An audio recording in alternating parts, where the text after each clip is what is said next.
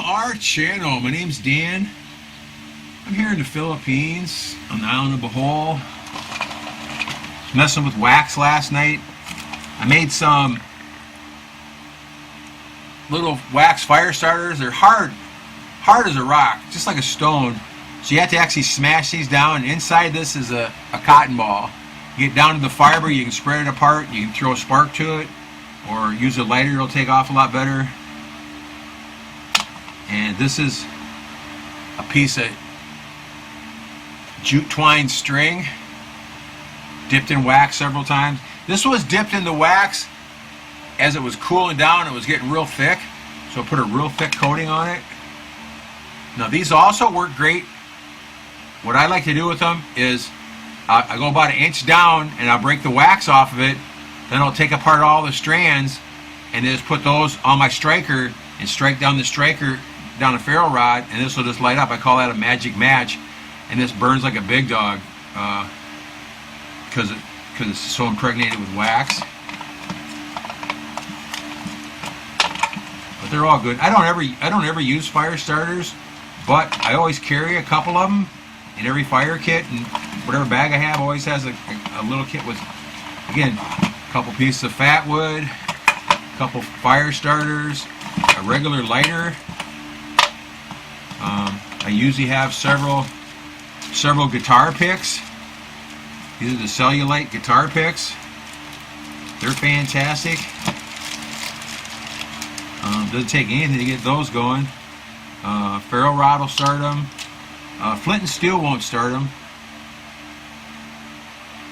but they do burn quite well. Reach over here and get a pair of hemostats here, guys.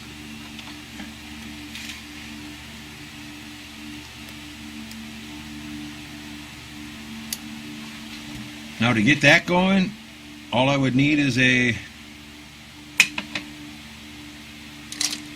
lighter source. I don't know where the hell are all my lighters. I don't know. I have a long one here. I found this in a box. Probably had this for 10 years. Gotta throw a little handle on it. That's good. But it doesn't take, look at that, just the slightest little flame and it's burned like crazy. Look at that. Isn't that incredible? Look at that. Only burns for a couple seconds, but that would be enough to get something else going, don't you think? Fabulous. The smoke's nasty from it's black and noxious smelling right here. Let me tell you, it's just, I got a fan in here.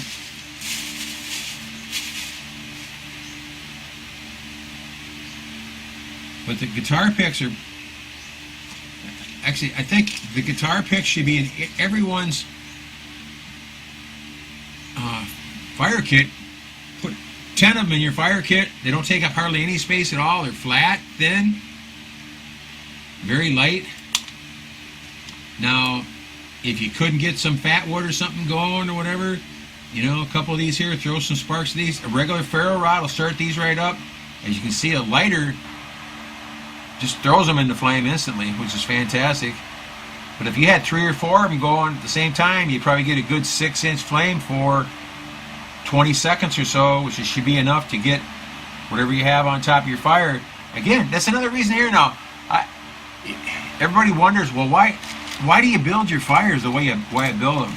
Well, I build my fires in the double bridge method. And the double bridge method is like, let's say these are the bridges here, which would just be 2 logs about 3 inches across or round or something like that. Put those 2 logs next to each other like that, and then stack some light tinder across them, 3, 4, 5 pieces across there. So you got, this is like your little bridge here.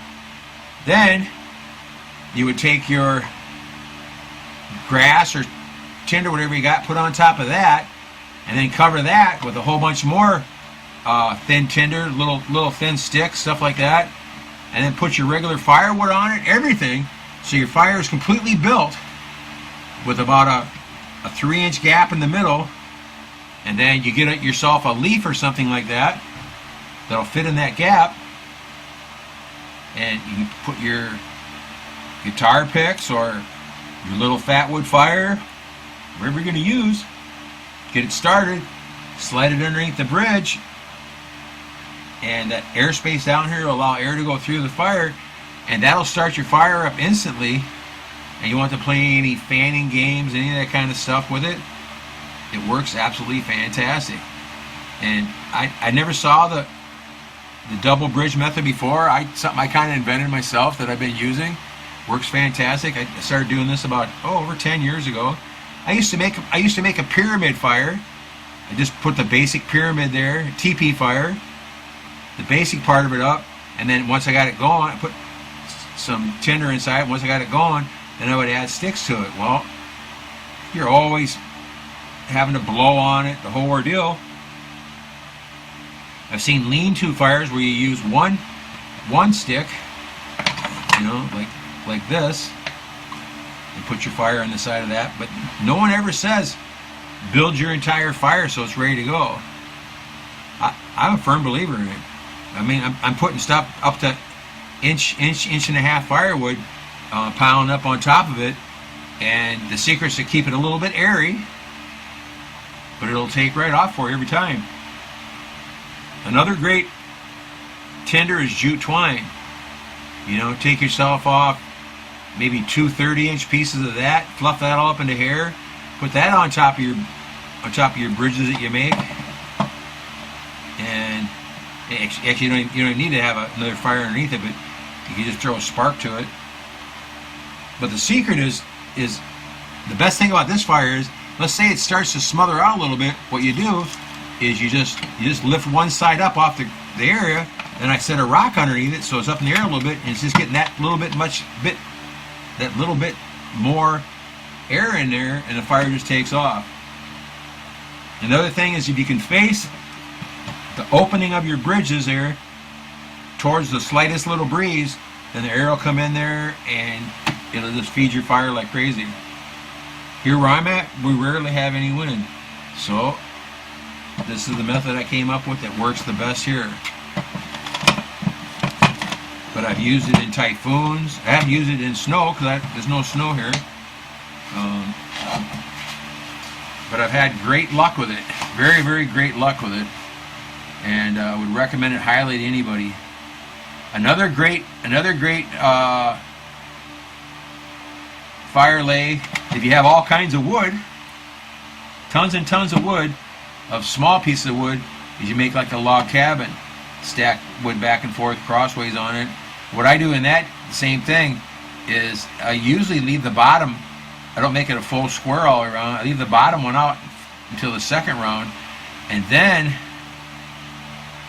so I can slide my fire underneath there to get it going. And that works fantastic.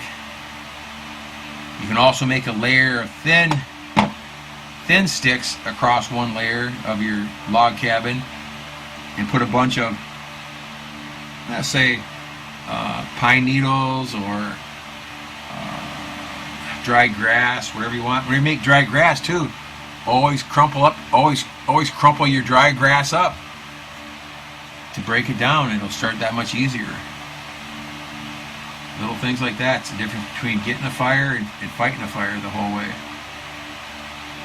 I rarely ever have a fire that I have a problem with. Sometimes it'll be so damp here that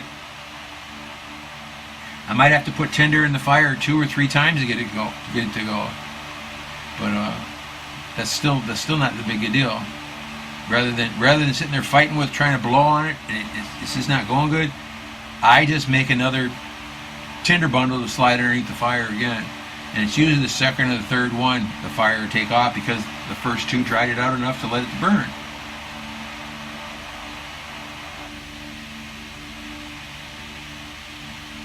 And another good thing to carry with you is just a little jar of, even a little jar like this size jar of alcohol. This is our alcohol hand wash, kind of a gel. This also burns too, but regular pure alcohol burns better. But something this size right here, and again, if you're carrying alcohol, you should carry an alcohol stove. This is good. This is good for one good cook with an alcohol stove. Sometimes 2 even, if you're just gonna get a cup of coffee going or a can of soup or something like that. But that size there will do you well. But if you have that in there and a bad day, take it out, squirt a little of that around your fire, throw a spark to it with the ferro rod, and it'll blaze right up. Again, you might have to do it 2 or 3 times. Never take all, if you have like tinder like this or a whole bunch of real fine tinder or whatever, never put it all on the fire at once. Always put half of it in there if you can, because a lot of times the fire won't go. So you got another half to put back in there, and usually the fire will start. The big secret is to have it real airy, so there's lots of air getting in there, and you put a little flame in there, and that usually takes off you see the pyramid, fire pyramid. It's fuel, it's like an accelerant, air, and fuel. Fuel would be the wood, and that's what gets you a fire, an easy fire where you don't have to mess around with it. And it doesn't have to be giant. You can have a fire started about the size of a lid like that. That's usually what I do. I want to make it bigger, I just keep adding wood to it. Another thing, let's say this is your fire here. A lot of people just put their fire in their wood in there like that. If you just put the tips in the fire, in the coals where it's burning, your wood will burn much slower, and then just keep kicking it in a little farther. You'll get another flame on it. It's another way to conserve the wood around you if you don't have much to go with. So that's just a little chat. Take it for what it's worth. I'm not the master of fire, but I'm pretty good. And I rarely don't get a fire going. Very rarely. Take care. We'll talk to you later. Hashtag 22 a day no more. Go out and have some fun. Watch your 6 really close. Keep your head on a swivel, guys. Know what's going on around you all the time. Be extra safe. Thanks for watching. Thanks for watching. Take care.